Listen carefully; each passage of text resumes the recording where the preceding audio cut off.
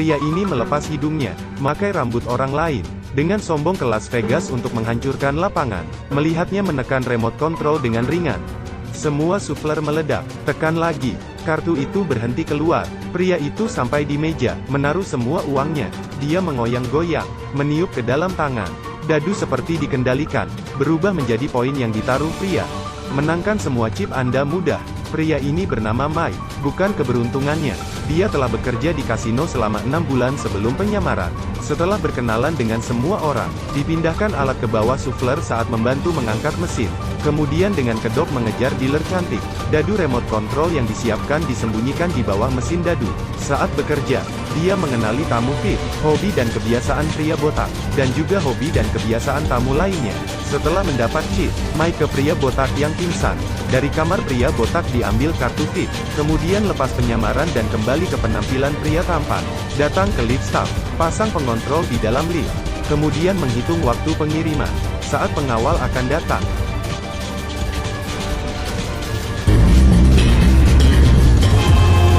where's the VIP hall?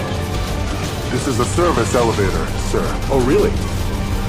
How am I supposed to know which elevators are the service ones and which ones are not? It's just a misunderstanding. Don't worry, sir. I'll take you back upstairs. Yeah, you better do that. Lalu Mike keluarkan HP-nya, mulai pengontrol. Kegagalan lift seketika, lalu listrik padam. Mike menukar uang palsu dan uang asli yang telah dia siapkan sebelumnya, lalu pergi dengan anggun. Dia datang ke VIP untuk mempersiapkan perburuan terakhir.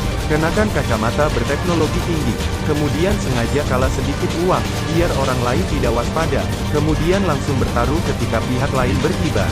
Ketika pria berjanggut tidak bisa memutuskan, Mike membakar pria itu, karena dia tahu pria kumis orang yang tidak menyukai dibujuk. Benar saja dia mengikuti. Ketika Mike mengira dia menang, dealer memberikan semua uang itu kepada pria lain. Pria meminta uang untuk dikirim ke lantai atas. Langsung pergi. Pada saat ini, Mike mengetahui dia telah menggunakan ilusi. Tapi begitu mencoba mengejar, dia ditangkap oleh penjaga. Kasino menangkapnya menipu uang. Bos memintanya membawa kembali 5 juta dalam seminggu. Kalau tidak, dia menghilang sepenuhnya. Di bawah tekanan kekuatan lawan, Mike yang tak berdaya hanya bisa setuju. Tapi di mana saya bisa mendapatkan 5 juta dalam 7 hari? Di sini dia menemukan totem yang sama dengan pria ilusionis. Dengan penjelasan temannya, Mike mengetahui bahwa ada berbagai kekuatan super lain di dunia. Dia memutuskan merekrut mereka untuk membentuk tim. Pergi ke kasino memenangkan kembali 5 juta. Yang pertama Eric generasi kedua yang kaya bisa memindahkan objek. Kemampuan ini akan berakhir di kasino. Dapat dengan bebas mengontrol jumlah dadu. Ini adalah cara curang. Tertarik pada petualangan dan kegembiraan, dia langsung setuju. Lalu kendali jarak jauh. Perakit elektronik sopir taksi Tony. Dia sering menggunakan kekuatannya untuk melaju lebih cepat, atau diam-diam menggoda polisi saat bertugas. Penakut dan miskin dia mendengar. Itu wajar setuju untuk menghasilkan uang. Lalu ada Kevin yang serba bisa yang bisa mengendalikan pikiran. Pecandu alkohol yang candu kekerasan dalam rumah tangga. Hanya dengan satu pandangan, dia langsung berubah menjadi penjudi. Tidak ada kekerasan dalam rumah tangga lagi. Rumah sakit jiwa sering menggunakan kemampuan Kevin menghasilkan uang. Jadi ketiganya hanya bisa membawa Kevin pergi. Dengan kemampuan Tony, tidak ada lagi dapat menghentikan mereka. Mike mengumpulkan beberapa orang di kasino temannya. Eksperimen dan latihan sebelum resmi dimulai. Biarkan Eric coba mengendali dadu terlebih dahulu.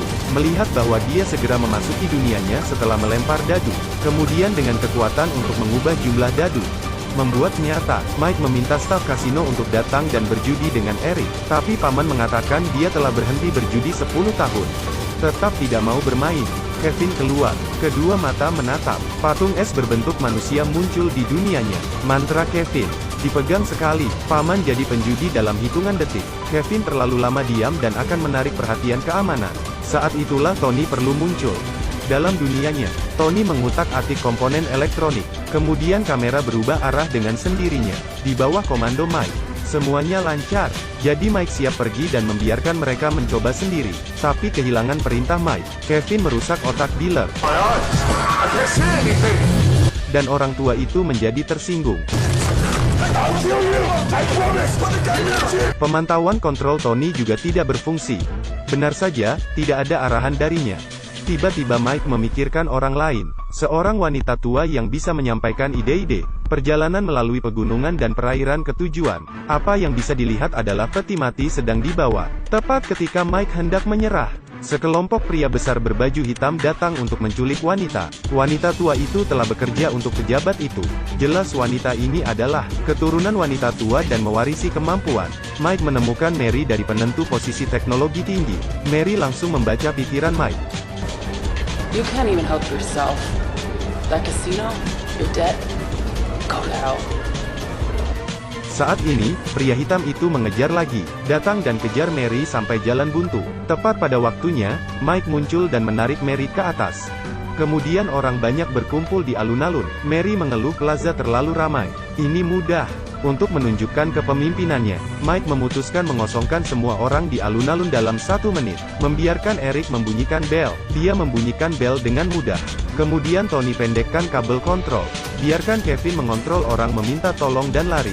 Akhirnya, biarkan Mary meneriakkan gempa bumi di semua orang banyak. Lari cepat. Dalam sekejap, alun-alun itu bersih. Semua orang juga mengenali pikiran dan kemampuan perintah Mike.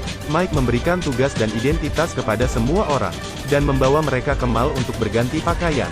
Sampai di kasino, Mary menjadi tunangan Mike, selalu di sampingnya. Semua orang tersebar sesuai dengan tugas mereka. Dengan kerjasama beberapa orang, Mike bergerak setelah beberapa kali menang dalam lemparan dadu, beberapa kemenangan lagi di poker. Tapi Eric dan Tony jelas bersenang-senang. Orang yang menggunakan kemampuannya menghasilkan uang. Satu kontrol beberapa mesin game memenangkan uang tanpa henti.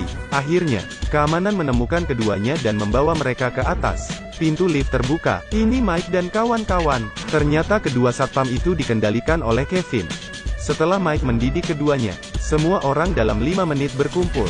Di sana, Mike mengambil semua uang yang dia menangkan, dan perintahkan kerumunan melalui Mary. Kevin mengendalikan dealer, Tony mengendalikan kamera, Eric menggerakkan dadu.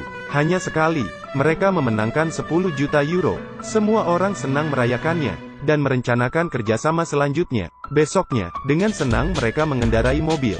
Sebelum mereka sadar, 2 mobil besar menyusul dan berhasil menghentikan mereka. Ternyata pemilik kasino menemukan mereka.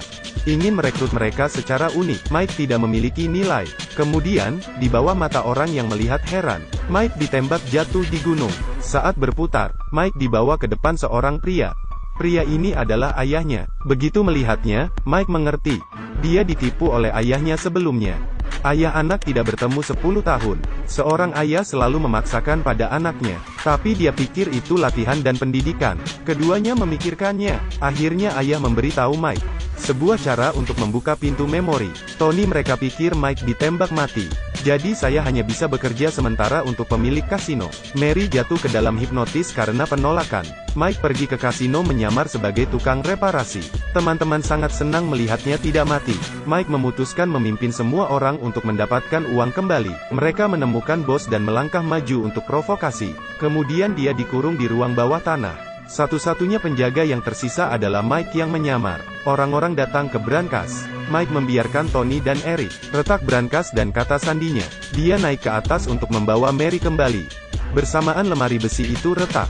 Bos bergegas dengan penjaga. Semua orang buru-buru bersembunyi di brankas. Tony kemudian memecahkan kuncinya. Ada pria kulit hitam dengan senjata di luar. Tidak ada yang bisa keluar.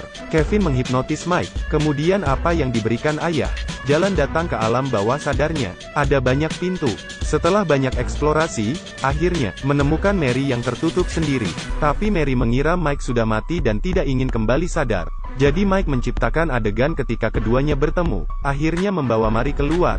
Kemudian dia Mary kembali ke kenyataan. Masih ada urusan yang belum selesai. Setelah Mary pergi, dia menemukan ilusionis yang telah memainkannya. Segera diikuti.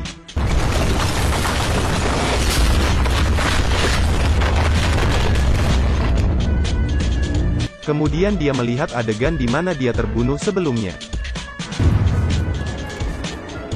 Sometimes there's more truth in illusion than in reality. The key to any problems in a person's mind, now step to the right and fall.